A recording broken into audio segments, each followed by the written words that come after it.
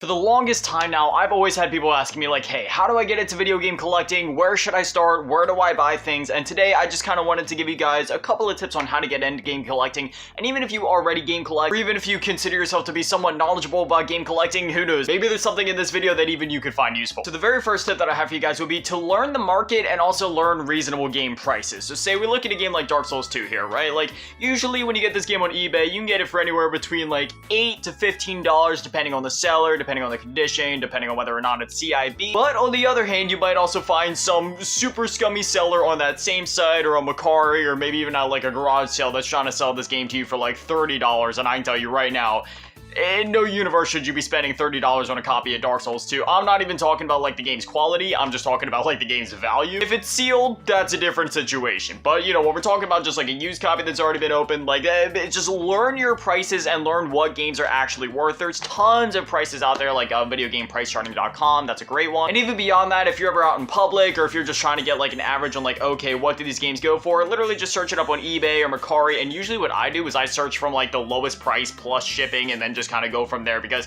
you really want to try to find the best bang for buck while also getting a good condition game. So usually what I look for is a game that's clean with minimal stickers. Like if it's covered in stickers, I won't go for it, but if there's only 1 or 2 stickers but it's for a good price, I'll still pick it up. And just, you know, even if there is some sticker residue, what you can do then is order some Goo Gone off our Amazon, and then, you know, that'll take it off and it's almost like a brand new copy at that point. And then in the long term, you'll be saving yourself a ton of money if you can do that, speaking from experience. So while you want to learn the prices so that on one hand you can't get scammed and have somebody try to sell you a game that's, you know, like for way more than it's actually worth, you also want to learn the prices, because then who knows, you might be able to find a game for a steal of a price for like a fraction of the cost that it normally goes for online. So it can really benefit you both ways. In one way, so you don't get scammed, but also you might be able to find some really good deals that way. And plus, if you would ever want to open up your own store, start your own eBay store, and just start selling video games, obviously at that point, then you would really want to learn the market, because, you know, when you're getting into a business, it's the most important thing. The first thing you should do is learn the market and learn the pricing of everything. TLDR, or I guess in this case, TLDW. Learn your prices and always get things for as cheap as possible, but in as best of condition as possible. My next tip would be to find retro game stores near you. Now, for the longest time, I only collected exclusively online. Like 95% of my collection, and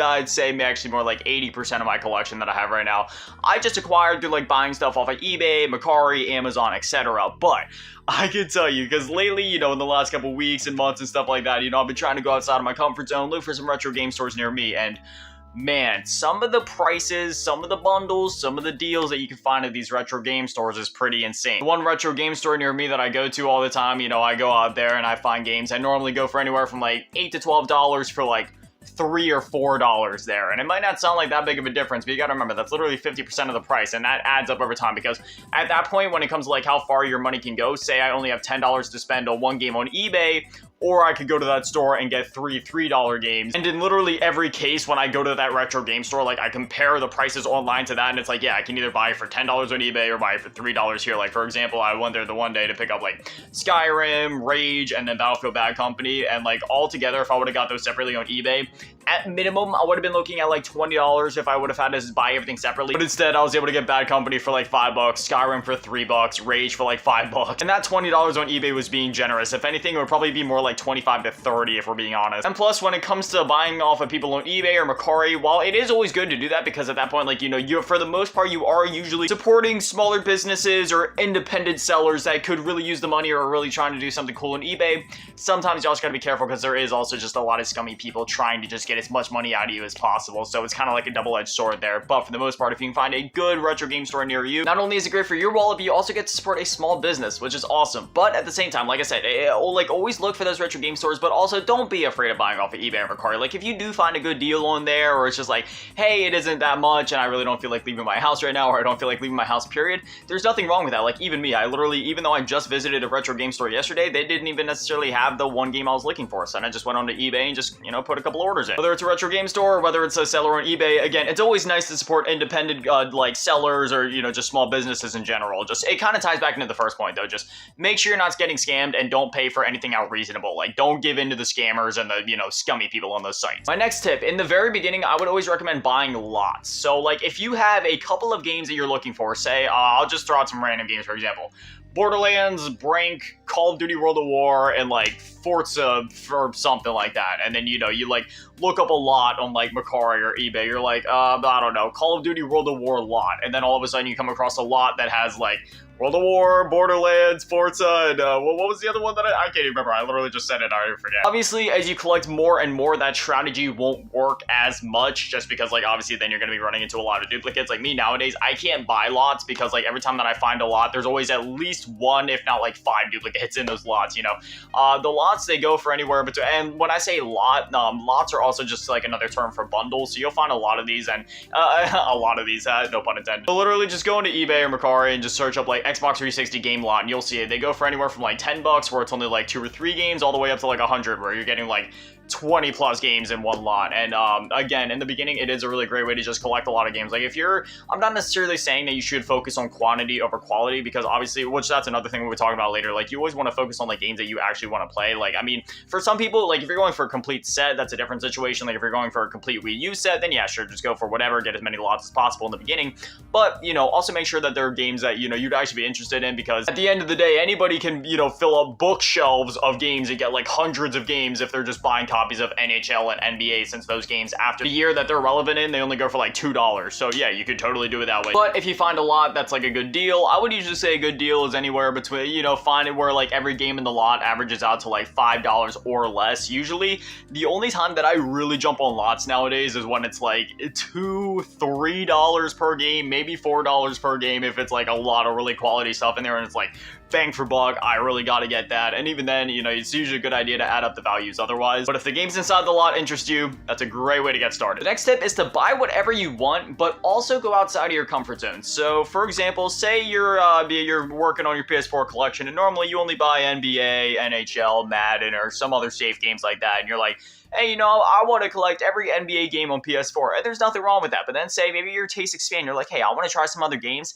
At that point, go crazy. Like, go outside of your comfort zone. And even if you don't get to that point, even if you know you do have one thing in mind, like, okay, I'm just gonna collect like every Call of Duty on this system, switch it up a little bit. Just go outside your comfort zone. Like, if you have that one time where it's like, hey, I got an extra like $5-10 to spare, let's set that aside so I can save up for another game. Or even if you find another game for, you know, like that cheap, then just like, hey, you know, let me throw my money at that. Let me give it a shot. Like, you know, throw your money at a Persona game. Throw your money at a Souls game. Throw it at a Fallout game. I can't tell you how many times over the course of the last 2 decades that I've done that with games, and I've, you know, just ended up finding like one of my new favorite games, or it's just like, hey, I'm gonna buy this game, I'm gonna try it out, and then I end up absolutely falling in love with it. The way I see it, think about video games the same way that you would with food. It's one of those things where you should always keep an open mind, because it's like, hey, sure, I may not have a lot of experience with a food like this, or a food that uses this kind of seasoning, or hey, that's cooked in this certain way, but who knows, it might be my new favorite thing. You should always treat video games, or really any entertainment like that, movies, music, video games, you should treat every form of entertainment and art like that, because at the end of the day, video games are art, and all forms of art deserve to be appreciated and enjoyed and experienced by as many people as possible. My next tip would to always be buy new systems. Now, obviously, I know systems can be a bit more expensive, but if you're able to find some good deals, or if you're really trying to get serious about stuff, I'm telling you, buy some new systems, explore that system's exclusives, and furthermore, to get really interesting with it,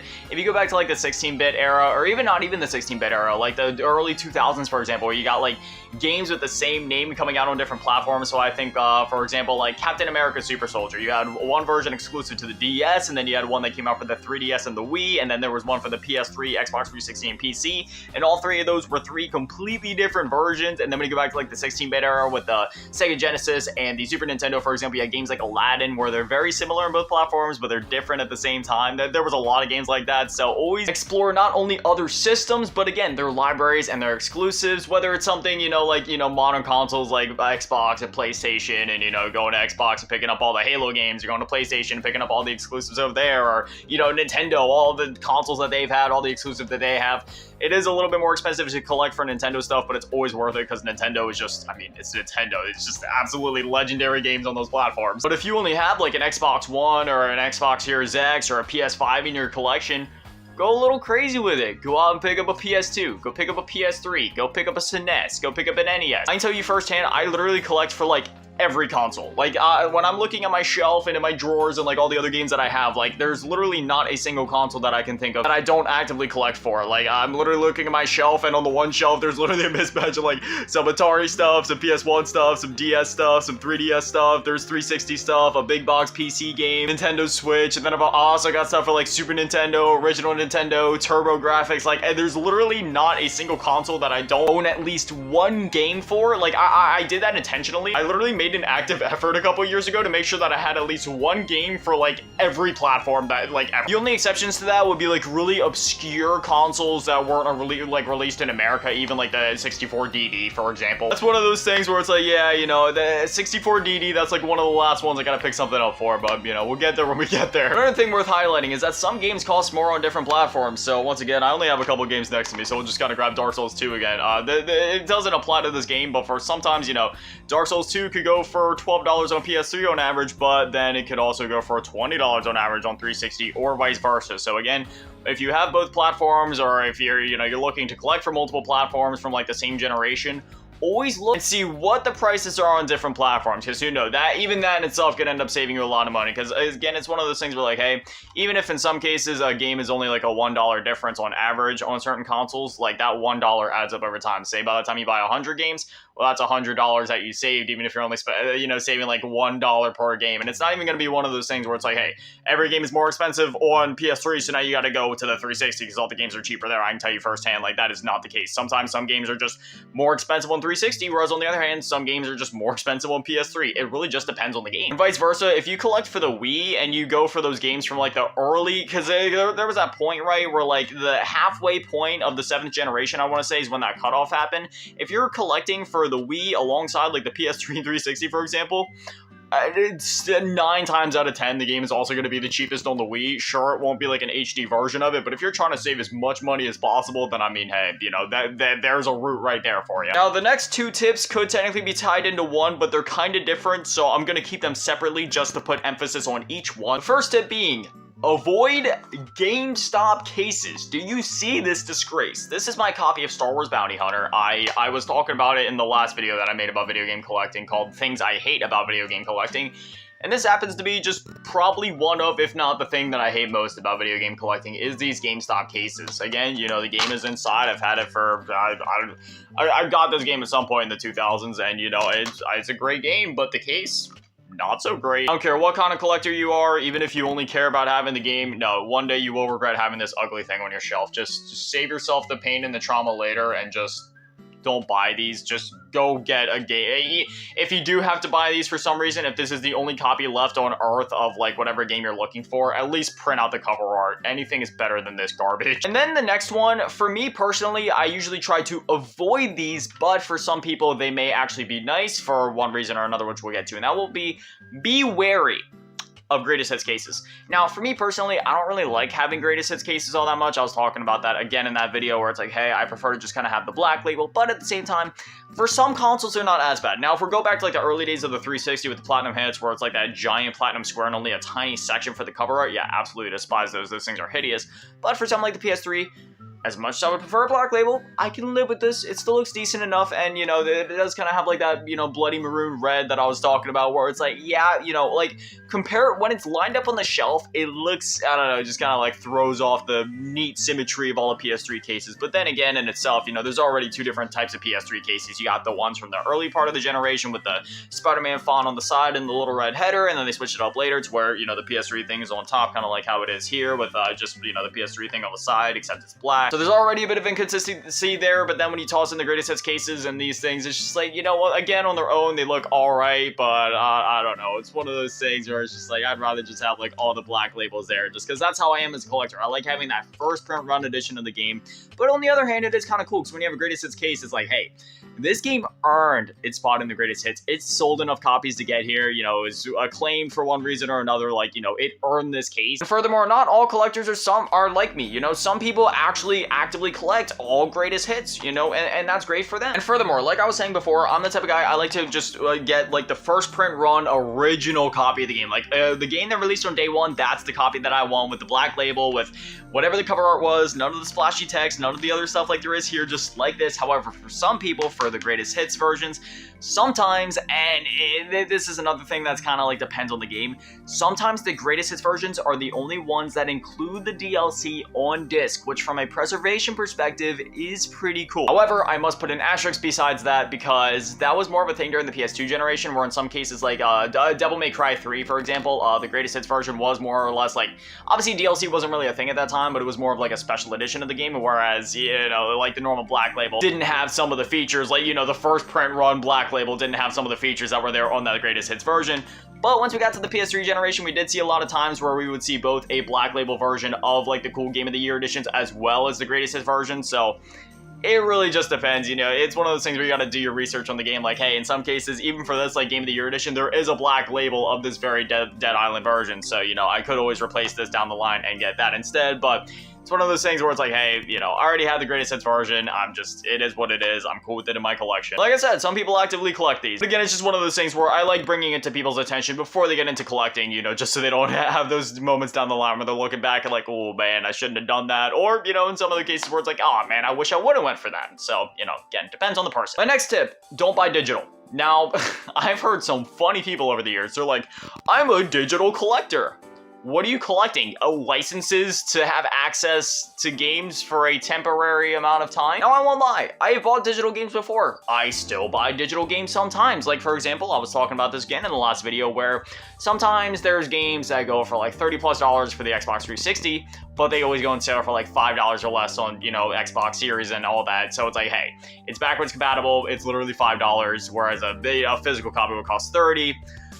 It's cool, I'll just buy this one time. And then down the line, if I'm like, oh, I absolutely need that game in my collection, then I could go out and buy it. But yeah, it's one of those things where it's such a niche situation, and it's such a niche case where, unless it's a situation where, you know, the physical version is so expensive that you would be better off buying it digitally, I would always 100% of the time say go buy physical. Because, like, you know, some people are like, what's the convenience factor? You know, what? The convenience factor of not having to get up off your butt and change the disc? It takes like 5 seconds. And the only reason I say this is because, just think, what happens if your account gets shut down, when they shut the store down inevitably, and like, oh, just think about the Wii U, right? That console is literally only 12 years old, and yet they shut down the eShop last year. That means that eShop only lasted for 11 years, so those digital games are only available for that amount of time, and granted, you can still re-download the games that you purchased, but they even already confirmed that that's not going to be a feature like long term. So like, and again, it's one of those things we were talking about earlier where Nintendo games tend to be more expensive, so your whole like Wii U library is just going to go bye-bye. Same thing with 3DS, gonna go bye-bye. Granted, there is other means of acquiring digital media that we're not going to talk about in this video, because I'm not going to advocate for one thing or another. That's, you know, completely up to each individual person as to how they acquire their games. But when we're just talking from an official means, yeah, you're buying a license to a game. We've already seen this with Ubisoft, where they've been like delisting like DLC for like certain Assassin's Creed games and stuff like that, and they were even trying to get to the point of where like even if you purchased it, you couldn't have access to it, because again, when you read like the EULAs and the terms and conditions and all that, like it literally says in there, hey, we can take this away from you at any time. You're just buying a license to it. And if you don't believe me, go and read that stuff. Read the end user license agreements. Go read the terms and conditions. They literally say in there, hey, yeah, this isn't a permanent service, and if we want to take this from you, we can. And again, if you lose access to your account, well, that's it. Whereas with all the games that I have on my shelf, it doesn't matter. It doesn't matter if I lose access to my account, if I buy a different system. Like, it literally doesn't matter. Well, I know in the case of digital, I mean, you can take it to other systems, but you know what I mean. Like, it doesn't matter if it's on the same account, if I set the settings, whatever. It's put in the disc and play. Simple as that. And furthermore, even after games get delisted off the digital storefronts, which happens like all the time nowadays, that data is still on the disc. So while sure, during the new generation, there's a lot of times where like, hey, even when you put a disc into your console, you have to go through the whole download and installation process. But that's not the point that matters. The point that matters is, again, once the games get delisted off a digital storefront, that's it. You can't ever play it again. Whereas when you have the disc, even if it's a situation like Cyberpunk 1.0, where if you're not able to update the game, it is a little broken on that original Xbox One and PS4 disc, at least you have the data there, and in 99.9% of cases, that isn't actually like how broken most games are on the disc. Sure, some games are incomplete on the disc, or like, aren't as polished, I should say, but at the very least, at least the data is there, and at least you can play something. At least there's something tangible there to experience the game, and for the most part, most games that are released on disc are actually complete, and that Cyberpunk 1.0 example is a very niche or rare example. And my final tip of the day, it's pretty simple. Just start. There's no rules. Nobody's telling you what console to buy for, what consoles to buy, what games to buy, what games not to buy, where to buy them, where not to buy them. Just start, If you're at Walmart and you see, hey, a new Pokemon game looks fun, just grab it. Grab both of them if you want them. Oh, you see an old Pokemon game you want? Go ahead and pick it up. Even if it's a couple $100. Who cares? Just go for it. You're at a retro game store and you see an Assassin's Creed for $3, get it. If you see a copy of Super Mario All-Stars for $30, get it. Who cares? If there's something nostalgic you want to pick up from your childhood, go get it. If there's something that, you were too young to experience, like say you grew up after the age of like the PS2, for which, let me just say my heart goes out to you. Personally, I grew up during the entire PS2 generation, and I just couldn't feel more blessed. But if you missed that absolutely wonderful console, then you could always go back, buy a PS2, buy some games for it. It doesn't matter what it is, what you want to go for. If it's a video game that exists, just give it a shot. Go for it. Have fun. Always keep your eyes peeled. Always be collecting. And just, again, whether you buy something that you're familiar with, something you've been wanting, or going outside of your comfort zone, it doesn't matter. Just buy games. Have fun. Make sure you're not going too crazy with your money. Obviously, make sure that, you save enough for like groceries and bills and stuff like that. But as long as you set enough aside for necessities, then go crazy. But anyways, those are just some of the tips that kind of came to mind when I was going to make this video. Now I'd love to hear from you guys. Did you guys learn anything from this video? Are you trying to get into game collecting? Have you been into game collecting for a while, but we're kind of looking for some other advice? Did anything in this video help you? Is there maybe something else that I should have mentioned in this video? Just whatever it is, whatever thinking, I would definitely love to hear from you guys. As many of you probably know, I'm a huge video game collector. I literally own hundreds of physical games in my collection. That being said, considering this is something that I've been doing for basically my entire life now, so like over 2 decades, there's definitely been some things that I've picked up on, some things that I've encountered, and just things that still kind of irk me to this day about video game collecting. There's many things I could have chosen from, but today I specifically 5 things above anything else that seriously irk me, with a bit of a bonus thing in there. So let's just go ahead and get right into this. So the first thing, and I absolutely hate, fluctuating market slash secondhand market slash artificial, I guess, inflation of prices on those secondhand markets, whether it be through video game resellers like certain retro video game stores. Not all of them, just the ones where, they care more about the money rather than the consumer. And then you have like eBay and Mercari, and the list goes on and on. There's 2 different kinds of sellers on these sites. You have the sellers where they're like, hey, we're selling a bundle or a lot, whatever you want to call it, of video games. They'll sell it to you for a nice bargain while still allowing them to profit to a certain extent, and that's that. But then you also have the other ones where they're like, I heard this video game's starting to get a little rare, so then they try to just bump up that price just slightly, and then they push it further and further and further to see how far they can get away with it until we get to a point where, like, the Spider-Man games are over MSRP by a wide margin, anywhere from being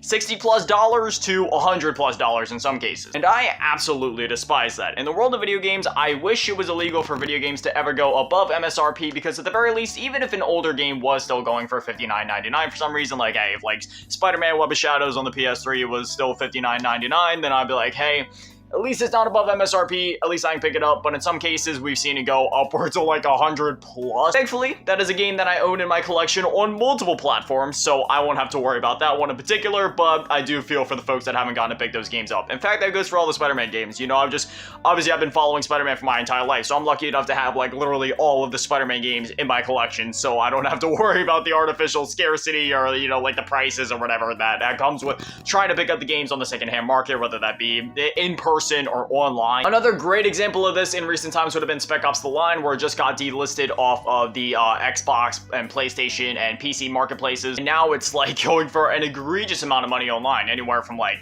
$30+ to $60+ in some cases. I've even seen for some listings, whereas a couple years ago, I used to have the game on PS3 way back in the day, back at launch, but then, just through with moves and stuff, I ended up, losing that game over time, so I re-picked it up again like 2 or 3 years ago in the Xbox 360 to play through, because that game is an absolute masterpiece, and I got it for less than $10, and now, like, I'm not the type of guy that ever sells my video games. Like, I don't care how much their value is. Literally, one of my games could be worth $1,000+, and I just wouldn't sell it. I buy my video games because I love them and have that emotional attachment to them, I will never sell them. But still, if I wanted to, I could flip it and sell it for literally like 5 to 8 times what I paid for it. And it's just, it's insane. And in my opinion, it's a little ridiculous. Now, this one isn't one of the things that I hate, but it is something that comes along with buying games online, and that is two different instances. False advertising as well as just not showing you the entire picture. So I remember when I had just repurchased my PS3 a couple years ago, because again, had a PS3 back in the day, but due to some things and, you know, parents splitting up, this, that, and the other, I just, you know, kind of lost that over time. And while I was repurchasing my PS3, obviously one of my main things was like, hey, I gotta rebuy all the Call of Duty games for the PS3, just because, you know, any console that I buy, if there's Call of Duty on it, I'm gonna buy it. I'm just, you know, I'm a sucker for the series.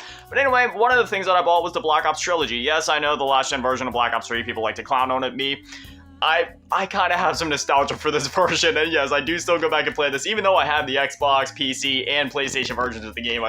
Sometimes I pop it in for nostalgia because I didn't have a next-gen console, or what was next-gen console at the time that this game released. But anyway, when I bought the Black Ops trilogy, Black Ops 1 and 2, they showed up in phenomenal condition. In Black Ops 3, it seemed to be in phenomenal condition in all the pictures.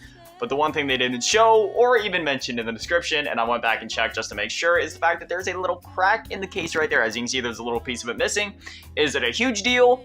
Well, kind of, because when it's on my shelf, this is the part that's sticking out. So I still want to buy a replacement case for this at some point. Not a top priority at the moment, because I'm still just going through and just trying to, you know, collect a bunch of other games for my PS3 at this point. But yeah, it's... To say that this irked me when I first got it would be understatement of the decade. So the second thing that irks me is artificial scarcity, and the first thing that comes to mind is Nintendo with Super Mario 3D All-Stars. And then this goes a little bit further with some things like limited run games and all those other things. Now, let me just get this out of the way. I love limited run games. Personally, I don't really buy that many limited run games. I believe I only have like maybe 1 or 2 limited run games in my collection. And, you know, it's really one of those things where I support the idea of limited run games. It's just that I hate the fact that after they do these limited runs, the value of them on the market just shoots way up. Like, they are such a big company. I feel like if they could at least, like, you know, in some cases, maybe at least double the print run they do, because sometimes they only do like 2,500 things for a game, and it's just like, huh? There are 7 billion people on this planet, and you're only gonna make 2,500 copies of this thing, and you know for a fact that some people are gonna pick up multiple copies and then they scalp them and, you know, do whatever with them. And again, it's nothing necessarily against limited run themselves or what they're trying to do. I fully support them, and yeah, it really doesn't even have anything to do with the company. It's just rather like, I don't know, there's something just about the stigma of like, hey, this is a limited run of a game, and then, I don't know, they put it out, and then the value just goes through the roof, and then at that point, it's like, yeah, sure, it's been preserved in some physical way, but at the same time, there's not really any way for people after the fact, if they weren't there. It's almost like FOMO, right? Like, if you don't order it in the moment, you're just gonna miss out on getting that game physically, like, forever, which does kind of suck. So I don't know, as you can tell, I'm very split on this. Like, in some instances, yes, I fully support the idea and I want them to keep doing these runs, but at the same time, I wish that maybe they could find a way to up production on them or just some way to balance out the market. I'm not really sure. And again, in the world of video game flipping and scummy resellers, it's just kind of an inevitability no matter, you know, what we're looking at, whether it's indie game limited runs or AAA games, you know, as we were just talking about before with things like Spec Ops: The Line and the Spider-Man games going up. It's just inevitability of the market, I suppose. Next up, this is a 2-in-1, but we're gonna kind of break it down from least worst to worst. So the first part of this, okay, let me just grab a PS3 game. Oh, look at this. Look at this absolutely beautiful case. You know, I could have even grabbed one of the original PS3 cases.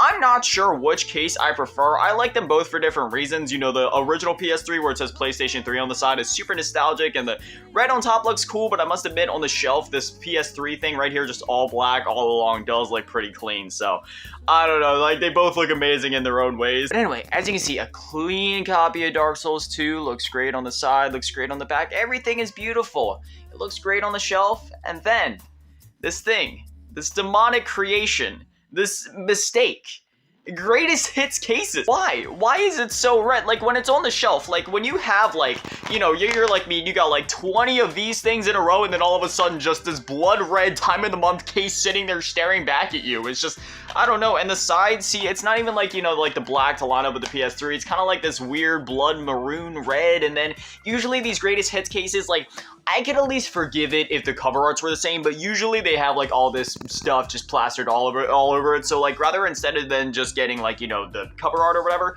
One of the worst examples I can think of is like Batman Arkham City. I'll put a picture up on screen of like the original version of the game or the original cover art versus the greatest hits version. Like, it's absolutely ridiculous. It's one of those things that I go back and forth on, right? Because on one hand, it's like kind of cool. It's like, hey, this game earned its spot in the greatest hits thing. You know, it has a special case because it's like, hey, it sold really well. It's like one of the defining games of the generation or one of the best selling games of the generation, or at least it met like a certain threshold. So it was like, hey, it deserves this case. And in that aspect, I kind of respect it. And it's really cool to have games like that on the shelves. It's like, hey, yeah, that was like a great whatever. But at the same time, I'm the type of guy where I don't even care about getting certain editions of the game where it has like DLC on disc, which is another thing I kind of go back and forth on. Like, it's one of those things where I don't need that version of the game. Sometimes I'll even double dip and get a first print run of the game and then go back and get a version that has all the DLC on disc, just because I like having that first print run, like cover art of the game, which is another thing kind of like with Batman Arkham City, like I was talking about. Because there's actually two versions of that Game of the Year / greatest hits thing, where there's a normal black label one, which has that cover art with all the stuff on it that I don't really like as much as the original, but it does still have all the DLC on disc, and it is also a black label like this. But then there's another version that's a greatest hits, which has all of the same content on it. And while yes, technically the black label actually does have extra content over that greatest hits version, because the black label one does come with a code for the Batman Year One animated movie. At this point, if you pick up the game, it's more than likely either been used or is most definitely expired. There's no getting around that. So yeah, but regardless, you know, like I feel like in the PS3 or the PS2 case, even like, you know, it's like okay, even though I would prefer to just have the first print run of the game with that original cover art, I can at least live with this. I'll never go out of my way to buy it, and I'll never intentionally buy it. In fact, this was one of those instances where I bought it on Amazon. It had a black label, and they sent me a greatest hits version. But it only gets worse the deeper that you dig into this. So again, we're going from least worst to worst. You know how the PS4 cases are blue normally with the nice blue thing on top? Here's my copy of Bloodborne. It's just, there's the red, and then the blue, and then the red, yeah, PlayStation hits, and it's just, oh, you got the red. I mean, it's cool because it kind of lines up with the Bloodborne thing, but I mean, I will say this, right? Because the greatest hits version of the game, they changed the color to kind of line up with it, because normally it would just be like blue and white on the normal Bloodborne thing, so it's kind of cool in that sense, because it's like, almost like a special edition of the game. I do still want to get like a normal blue label version of this game at some point. This was another one, got it on Amazon. Ooh, Bloodborne, but then they sent me the PlayStation Hits version for some reason, even though that's not the one they had listed. But it gets even worse. If you go back to the early days of the Xbox 360, we have this monstrosity. Just...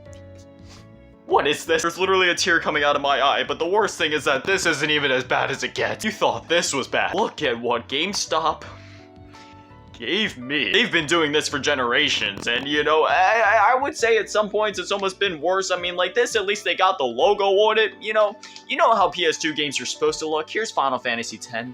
It's an absolutely gorgeous game, ain't it? Oh, and actually, this is going to be relevant in a couple of seconds. You can't see it at the moment, but we're going to be talking about that in the next thing. But again, still just great copy of the game. Looks gorgeous. And then here's my copy of Star Wars Bounty Hunter. I just like I definitely need to order like at least a case for this game, because obviously, you know, I had the game. The game works, and I mean, it's just I at the very least, even if I don't get like a new case or copy for the game, I at least need to find a way to print out the official cover art just so I have something. I always prefer to have the original official printed cover art from the factory or whatever, but like if I can't find a case for this thing, I will literally just go to my printer. Anything is better than this. Next up, I actually have a couple examples that could work for this. Now, most of the times when I buy games, I peel these things off immediately just because I like having, again, my games being as default as possible. First print run of the game, nothing else on the case. No stickers, no stupid splashy text, nothing extra or crazy, just the game, the cover art as it's meant to be. But sometimes, well, not even just sometimes, just all the time, whenever you're shopping on eBay or Mercari or, you know, retro gaming stores, there's gonna be these GameStop stickers. And it's pretty bad when it's on the side of the games. I mean, I'd say actually no. It's even worse when it's on the front of the game and it's just like, you peel it. You know what? I take all that back. It's just bad no matter what. I wish putting these stickers on these games was illegal, because it always leaves that unless you peel it off within like the first like couple days of it being put on there. It's gonna be all the residue, and it's just like, come on, man. Especially for the retro game stores out there, it's like, don't you respect your games? Aren't you doing this because you love your games? Why are you destroying your games? This one I haven't even tried to peel off yet because it looks all gunky and gooey, so I already knew. I just know I'm gonna need some Goo Gone to get that off, and I mean, then we have the GameStop case once again. As you can see, ugly sticker. That's another one where it's like, you know, the case is so ugly that I don't even care. But then Final Fantasy X. I was able to get the sticker off, but unfortunately, all that residue was left behind, so I'm going to need Goo Gone regardless. And as you can see, you can probably even see it in the light. Yeah, you can see all the residue from the sticker right there. Like, yeah, I got the sticker off. It still looks pretty clean, but I'm still going to need Goo Gone, which at the end of the day isn't a huge deal because Goo Gone is only like, I don't know, $8 on eBay. Same thing on the back. I tried my best to get it off, but you can still kind of see it there. And see, normally what I do with games when I'm trying to get the sticker off is I'll use like a baby wipe or something like that, because as long as you just keep it on the plastic and you don't like, you got to make sure that none of the liquid or none of the wetness from the wipe actually like, you know, goes over the plastic onto the cover art, because that can damage it. But as long as you keep it on the outside, which I might even recommend just taking the cover art out completely before doing that, you just scrub it off. That'll help get the sticker off, and then afterwards you can hit it with some Goo Gone or something like that. Somehow I forgot to mention this in the video, but even worse than having these stickers on the cases is when the stickers are literally on the cover art. Now, I've had times where the stickers come off easily, but there's also been other times where they have not. And let me just say, never mind, I shouldn't say anything. I can feel my blood boiling. Let's just get back to the video. But I can't tell you how many games in my collection either have residue here or just have stickers still stuck on them. I'm just, you know, thankfully Goo Gone does exist, so there is a way to circumvent that, and I still gotta buy some, but yeah, just stickers, they gotta go. And finally, I am proud to say that I don't have any of these in my collection, though I almost could have if things went any worse. And I don't even know why these things exist. You know, these things are literally just, they're coasters after you buy them. That would be digital-only physical games. Now, granted, this is not a digital-only physical game. If I open it up, as you can see, the card is still in there. And by the way, Mario & Rabbids Kingdom Battle, this is just, both Mario & Rabbids Kingdom Battle and Sparks of Hope are both amazing games. If you haven't played them, or if you've just been kind of like eyeing them up, they go on sale like all the time. I've seen it as low as like 15 bucks, so definitely like pick up either Sparks of Hope or Kingdom Battle. But there is another edition of this game that literally has this huge sticker at the top. I'll put a picture up on screen that says like full digital game download code inside, and you literally open it up and there's nothing inside. Like, you'll open it up and on the side they'll have like a code right there, and then over here it's the same thing where there's like a spot for the cartridge, but there's no cartridge. It's literally just the code, and that's it. To a certain extent, it's kind of cool having something like that, because then for certain games, like I think of Call of War as Gunslinger on the Nintendo Switch. I ended up just buying that one on the eShop for like $4 because I used to love that game back in the day on like, you know, like the Xbox 360 and stuff, and then I saw it on sale over on the Switch. I was like, well, let's see how it runs, and you know, surprisingly, it's almost like a remaster almost of like the Xbox 360 version, because I just found that interesting, because there isn't even like an Xbox One or PS4 dedicated version out there, so technically the Switch would be the best version of that game, which is really interesting when you think about it that way. So in one sense, it's kind of cool getting these things, because for games like that, or like Fortnite, like, you can at least have something physical and tangible to hold, to be like, hey, here's the cover art, here's the back of the case, here's the side. Like, it's really cool still having something like that, where like in any other circumstance, you wouldn't be able to hold it, see the cover art there.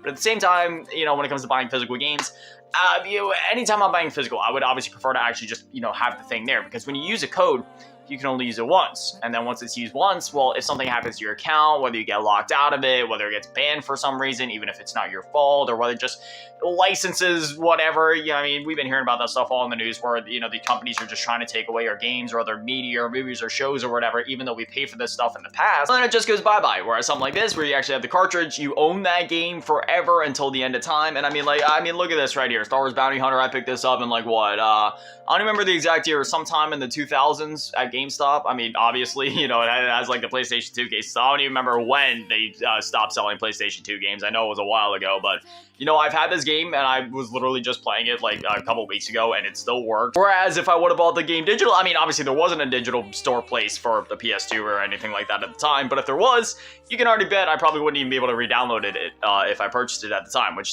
you know, that's the reason that I collect video games. That's the reason why I am all physical. Granted, sometimes I do buy digital games if it's, you know, a situation where like, hey, I'm trying to game share with somebody that I'm game shared with on Xbox, or if somebody else already, you know, bought it that I'm game shared with, then sure, I'll get it there. If there's like a subscription service like Game Pass, PlayStation Plus Extra, or Premium, which I am subscribed to all of those. I am subscribed to Nintendo Switch Online, PS Plus Premium, and Xbox Game Pass Ultimate. But anytime that I'm buying a game for my collection, I will 99.999% of the time get it physical, unless it's a situation where, like, say on Xbox, they have an Xbox 360 game that's on sale for like $3, whereas physically it costs you like, you know, above MSRP. At that point, it's like, hey, I just want to play this game. I'll get it for now, and if I see it drop down the line, or somewhere like I feel like I really need it and I have the big baller bucks, then I'll spend it. But for the most part, just 99.9999999% of the time, I will always buy and navigate for physical in any and every situation, unless again, it's a situation where it's so scalped on the secondhand market, but that's a very niche situation, so yeah, might as well just say 100% of the time, it's always better to go physical. But anyway, those are 5 things that kind of just irk me as a video game collector. So now I'd definitely love to hear from you guys. Is there anything